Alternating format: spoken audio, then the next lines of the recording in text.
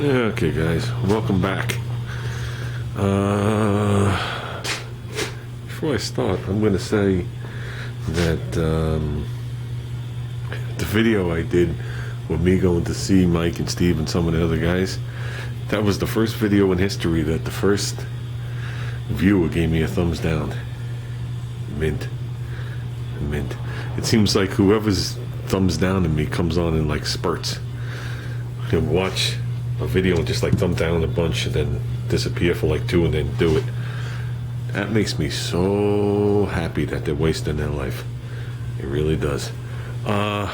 With that, first thing we're going to do is we're going to mask up this back door. Seal off the car a little bit. Okay? Then we're going to pop this back off and we're going to totally prep this area. Okay? So, like I said, nothing he has to come down to bear anything. Strike is staying on temporarily, but it will not be on. It's just to line up this back door. This strike could technically come off. And that's it. Let's keep working. Now, apparently there's going to be some sanding going on. But what I'm doing is I'm getting every square inch with a Scotch-Brite pad. Even if there's areas where, for argument's sake, the paint is chipped and I want to do better, I want to make sure that everywhere. And this car is strange too, because normally you have this lip with the welting and it comes around. My car, the welting ends, and the welting ends, and then this goes up into the car, and this is white, so this has to be painted. It's going to be a pain in the ass, but we're going to do it. Okay, but I'm making sure every square inch, even though I have a still have a hard edge here, every square inch is going to be Scotch-Brited and dulled down. So in the process of doing everything, if I miss anywhere, the paint will still adhere. Even if there's a chip there or a shitty edge, at least the paint will stay on the car. Look at this, we got runs from the factory, like the car was sideways. So, I just figured I'd let you guys know that. Right now I'm working in what you see. I haven't opened the other door yet. So, as you can see, everything is pretty much dulled. So, now let's give it a wipe down and start working. Well, let's give this a wipe down and mask it. This we're gonna get. The trim comes out. You can see the line. So we're gonna get this. We're gonna get this right here. And anything your eye's gonna focus in on. All this just needs to finish scuffing. Same in here, but this will BA down. We'll sand it, BA this down. And you can see we got chips over here we're gonna have to take care of. Okay, I think we're doing good. Masking this is tricky. Like I said, if it had this seam across, it'd be mint. I gotta somehow get paint up in here. Yeah, okay. I might have Junior go up there with the airbrush. But we'll do the best we can. How's that? I got the same nightmare on the front. Kinda. And the front is even worse. It only has one lip going in, which is under this lip by that much. And then I have all this is white, all wrapped around.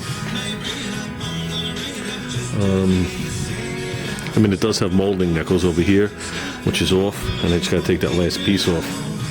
So, but there's no molding up top.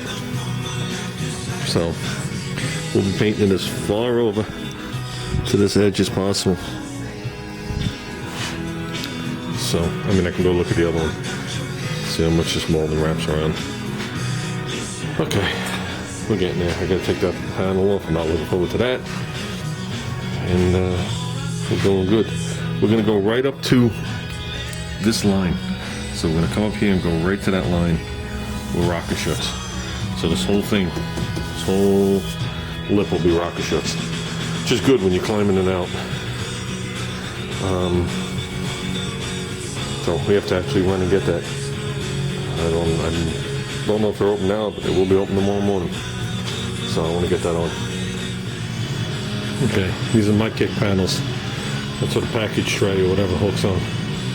Look at these screws. That one's got the carpet around it. And this one here just has the matting around it. I was wondering why they wouldn't come out. We're getting there. I don't have to tape that, right? Got to take a shortcut somewhere. Now we're getting there. Just need to stand up and take a break. So.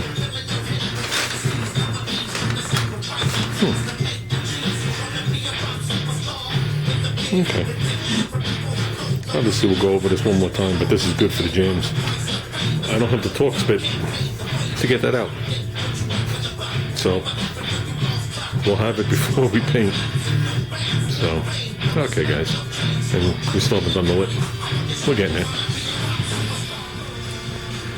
Okay guys, we're working on this right here. That's what it looks like after you take all the seam sealer out of it. So, you need to make a patch. And this is the way I did it. I laid the piece of metal just like this and traced it as if you're doing an outlet in your sheetrock. Okay. Cut it higher than it had to be and bent it all out of the way like this. So that gives me a holder to file this down, which I did. Okay. Now I can hold it like this and tack it and just nip the top off and file it. And that'll be fine. Went down into all the pock marks and reground it. So it might look funny to you, but there's no rust there.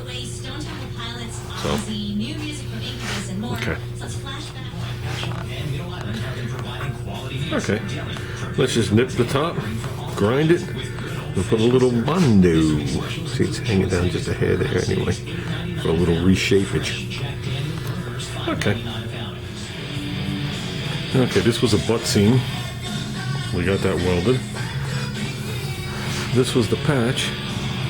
Did the best we can. The gutter is not straight. Wasn't straight on the other side of the car either. There's nothing I did. So we're living with it.